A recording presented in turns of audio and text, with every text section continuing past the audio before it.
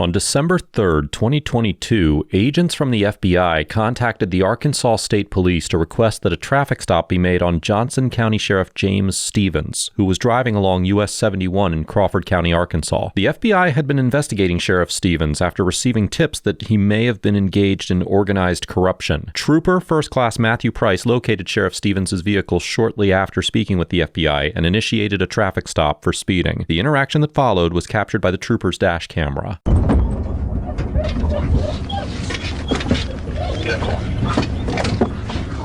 I'm an Infinity Sports, the black Charger 7990 State. 7990 State.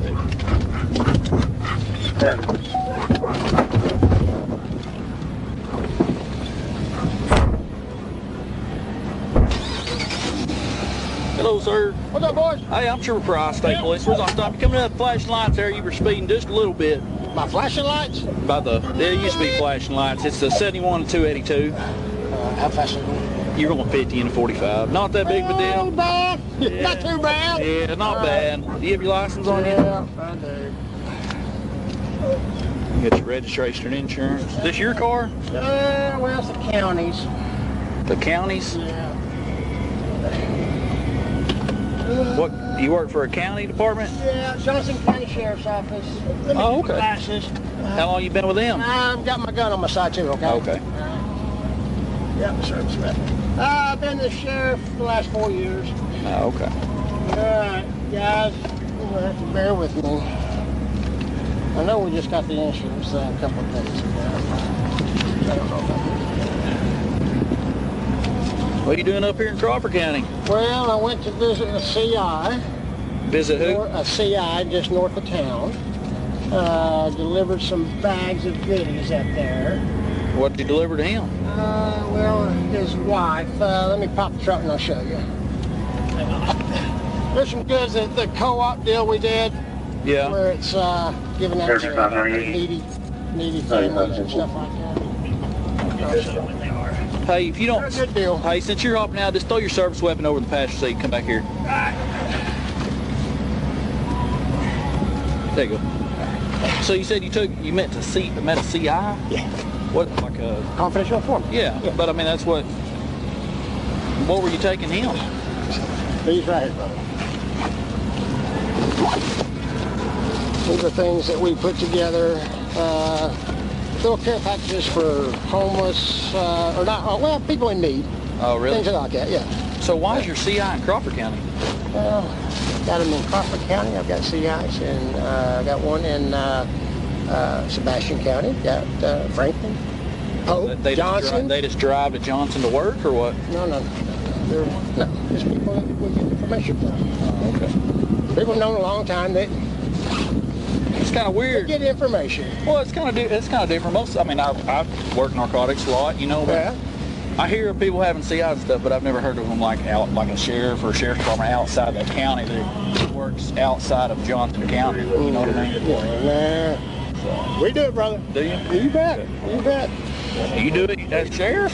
Of course. Hands on. Hands on, brother. That's the only way to go. Yeah. Hard charging. Yeah. You bet. That's awesome. Absolutely. When questioned about his business in Crawford County, Sheriff Stevens told the troopers that he was in the area to deliver a care package to one of his quote-unquote CIs, or confidential informants. In law enforcement, a confidential informant is an individual who provides information to police regarding criminal activity, often in exchange for money, leniency, or the dismissal of pending charges. These relationships are designed to grant officers access to communities and criminal networks that would otherwise be difficult or impossible to infiltrate. However, informants also occupy one of the most legally and ethically complicated roles in modern policing, as their reliability and motives are often highly questionable. Rather than being codified into a singular federal statute, the use of confidential informants is governed by a patchwork of agency policies, constitutional constraints, and judicial precedents. The Supreme Court has repeatedly affirmed that information information from a reliable informant can justify a warrant or arrest when corroborated by independent evidence, most notably in the 1983 case of Illinois versus Gates. Now, in Arkansas, the use of informants is primarily guided by departmental procedure rather than statute. While there is no law explicitly dictating how sheriffs or police must manage their informants, Arkansas judicial precedent mirrors the federal standards established in higher court cases, and Arkansas courts routinely examine the reliability of informants and whether officers independently corroborated an informant's claims before taking enforcement action. Furthermore, the legal framework established in the Gates case presumes that officers act within their lawful authority when using an informant, and Arkansas sheriffs are county officials, meaning that their enforcement powers are generally restricted to the territory of their own county unless extended by law. Therefore, Sheriff Stevens' explanation that he was merely delivering a care package to a confidential informant was inconsistent with established legal and procedural norms, as he was outside his county and therefore his jurisdiction, and rightfully garnered more suspicion from Trooper Price. So you just up here fixing to head back to Johnson County? I'm gonna pull in here, buy a knife, and then head back home. Yep, Yeah. got a parade at 5 and head back. Yeah. Okay. Well, this is one of my new guys, so just talk with him for just a second. Hey, We'll get you out here in a second. Okay, you don't have no more guns and like that on you? Nope. Okay, give me 1 second. All right, buddy.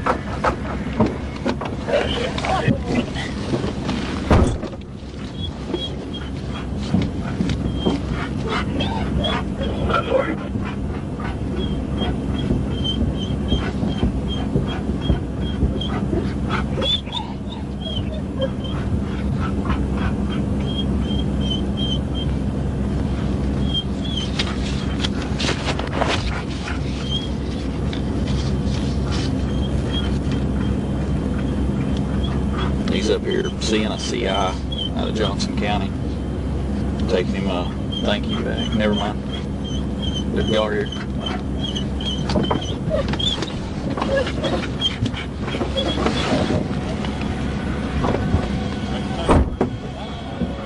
Find it again. The FBI? Okay. Okay. You have any other weapons on you at all? Nope. In the car. No backup weapon anywhere? Nope. Stand here.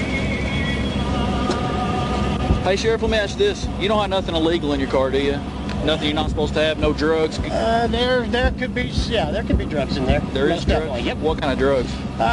There's some. My CI just gave me some things. What's just in things? passing. There's some little. I don't know what things are. There's some butter and. Like marijuana? and stuff? Yeah, and like a butter marijuana and 2 little buds that through the course carrying on, talking to them. Hey, go ahead and put your hands behind your back real quick, okay?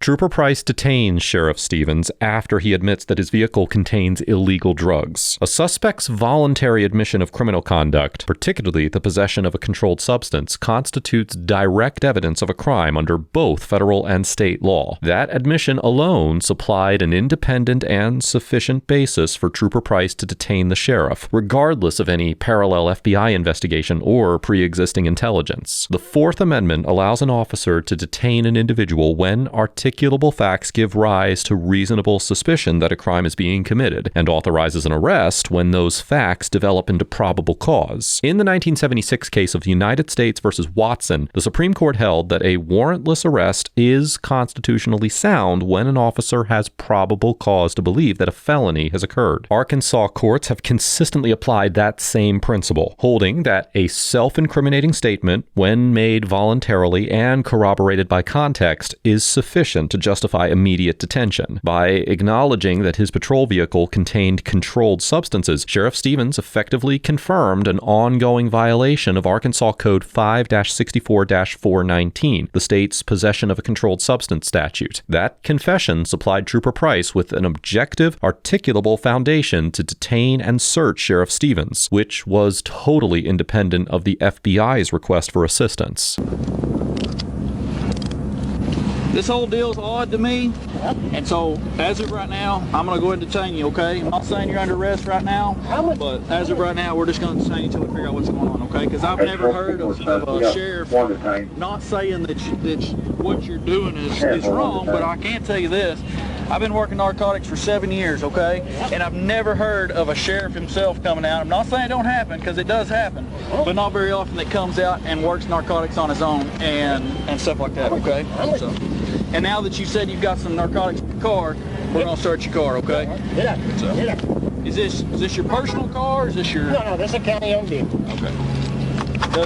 Does the court and all them, they allow you to take this out for personal use? And Well, I wouldn't quite call it personal use.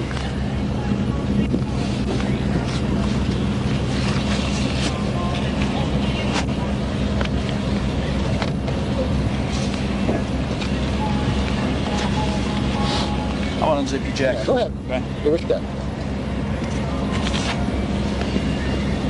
Let me ask you this, just, do you think, if you were in my position, would you think this is odd? Trooper, based on I'm talking outside of them being here. based Look at me. on- Oh, you're talking to I'm me. with you. Okay. I'm with you. I'm based asking on- you. I'm going to. I'm going to go ahead and just invoke my rights, and I'm going to speak to attorney and see I'm under arrest. And you guys, Okay. I'll be respectful and do whatever you I need to do. understand. I understand that. Okay. I'm gonna let you have it right here. Okay. Y'all want to watch him for me? Real quick? Okay.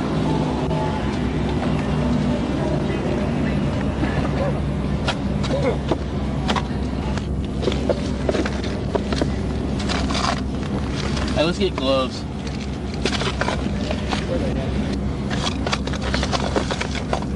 Look at that left door right there.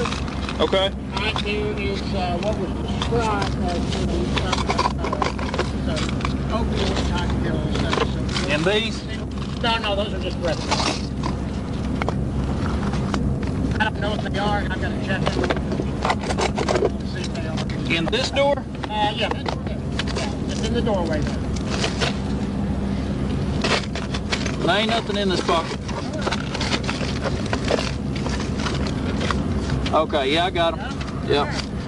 Hey, since you told me where those are, you want to just tell me where the bud is? Huh? Since you told me where those are, you want to tell me where the bud is? They're in the trunk. Okay. Put them in a, they're in a plastic bag. Okay. A trash bag. Okay.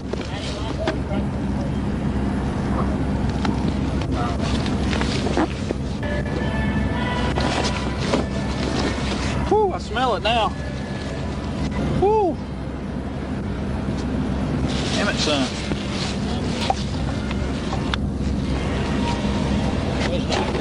Huh? Those are the two items I was referring to. Yeah.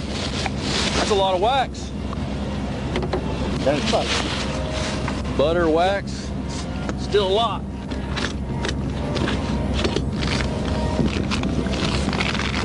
Yeah. Would you listen to the right one just a tad on the brakes? Let me feel it. This one? No, the right one. Oh, the right one. It's not. It's twisted. You good? 32 for Sophia 18.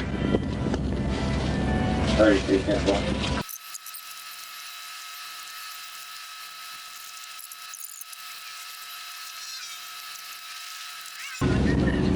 Hey, I'm just gonna let you sit over here, okay? I'm gonna put you in my car.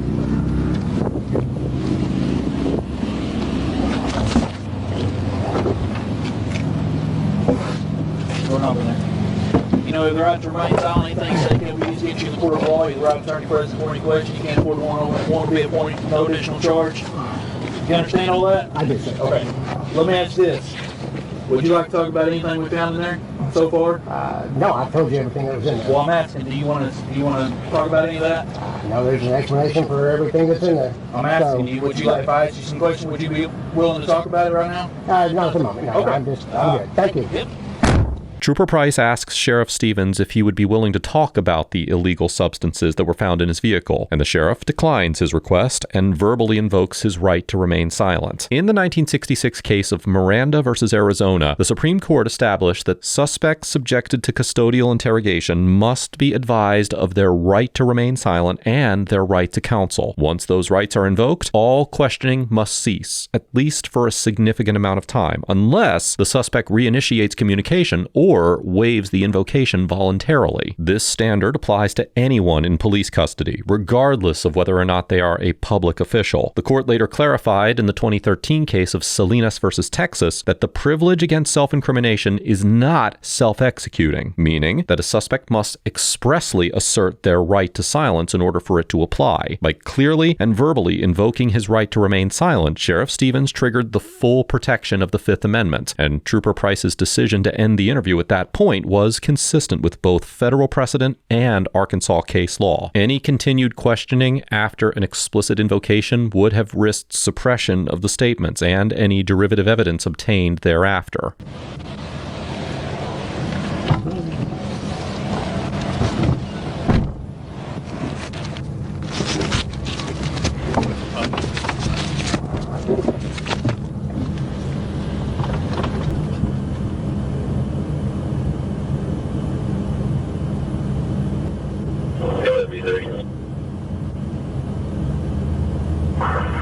Stop for a minute before we get there. I want to talk.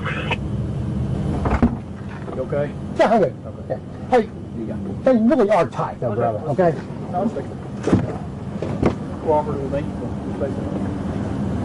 And I found your wallet. Is there anything else in there that you want to take with you? Probably just I think there's some checkbooks. That was in your wallet. Okay, there's 2 more checkbooks. Get those, please.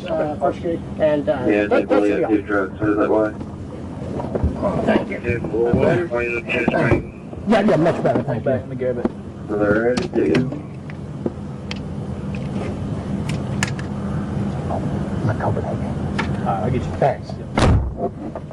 Sheriff Stevens was arrested and charged with speeding, 3 counts of drug possession, and 1 count of possessing a firearm while also in possession of drugs. Following the stop, the Arkansas State Police, along with the FBI, launched a broader investigation into former Sheriff Stevens' activities. On October 25, 2023, Sheriff Stevens entered a plea agreement in Crawford County Circuit Court, where he pled guilty to 1 count of possession of hydrocodone, which is a Class D felony under Arkansas Code 5-64-419. Mr. Stevens ultimately received a 6-year sentence, but that sentence was suspended, subject to conditions including $10,000 in fines and court costs and the surrender of his law enforcement certification. The prosecutor who negotiated the plea agreement stated that, quote, Mr. Stevens was given the same treatment that any other drug user would get in our county. However, the main focus was permanently removing Mr. Stevens from law enforcement and public service. Following his resignation from the department, chief deputies of the Johnson County Sheriff's Office assumed operational control until the county's quorum court appointed an interim sheriff to serve the remainder of Mr. Stevens' term. As of the writing of this episode, Mr. Stevens remains classified as a convicted felon, which, under Arkansas law, renders him ineligible to serve in any elected office or in any capacity as a peace officer. Overall, former Sheriff Stevens gets an F for blatantly abusing his authority for his own personal gain, engaging in flagrant criminal activity while serving as an elected official, and for betraying the trust of the citizens of Johnson County and the integrity of the Johnson County Sheriff's Office. Former Sheriff Stevens' conduct represents one of the most serious breaches of public trust that a law enforcement officer can commit. As the highest-ranking law enforcement official in Johnson County, he was responsible for setting the standard for ethical behavior and ensuring that his deputies upheld the law with honesty and discipline. When a sitting sheriff is caught transporting controlled substances across county lines, it can't simply be attributed to a lapse in judgment, and it should constitute the only evidence necessary to deem that official unfit to serve the public. Mr. Stevens used his authority as a sheriff as a shield for criminal activity and demonstrated a complete disregard for the ethical and procedural standards that form the foundation of public service. Perhaps the only silver lining here is that Mr. Stevens was eventually caught and then barred from ever working in any public service capacity. While his sentence was ultimately suspended, the damage to the credibility of the Johnson County Sheriff's Office cannot be overstated, and his conduct grossly undermined every deputy who serves Johnson County honestly, as well as every citizen who depends upon their fair and lawful enforcement. This interaction highlights the danger of unchecked authority within law enforcement and the importance of holding public officials to the same, if not higher, standard of accountability as the citizens that they are sworn to protect. Trooper First Class Price, along with the unidentified FBI agents, get an A+